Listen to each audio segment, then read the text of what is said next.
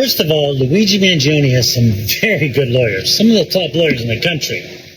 And many of you don't know an old artist by the name of Kenny Rogers, but he famously wrote a song that was, "You gotta know when to hold 'em and when to fold 'em."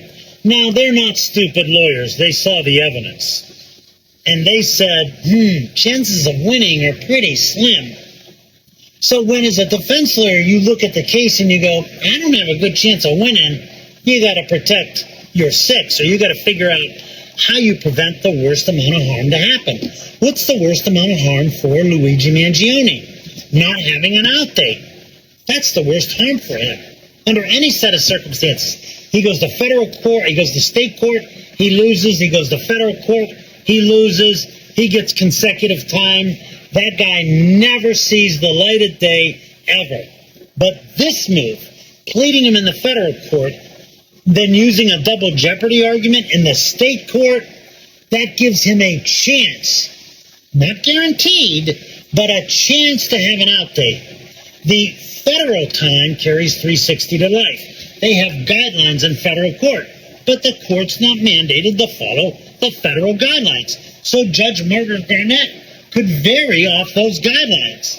In New York State court, if he was convicted, it's mandatory 25 years to life.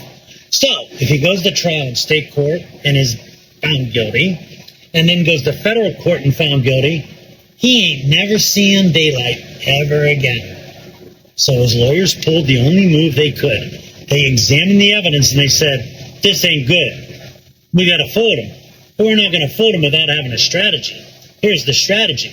Let's plead him guilty to the federal offense, even though the federal murder case is gone.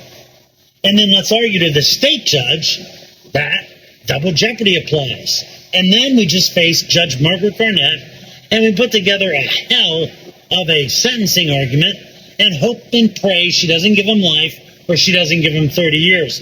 But even giving him 30 years is better than consecutive sentences.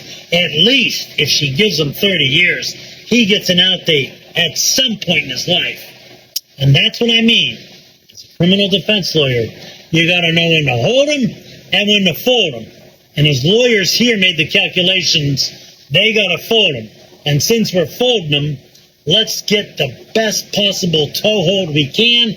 That's why they pled guilty. That's their move. I think it's a good move. Whether it works or not, who knows? But it was their only move.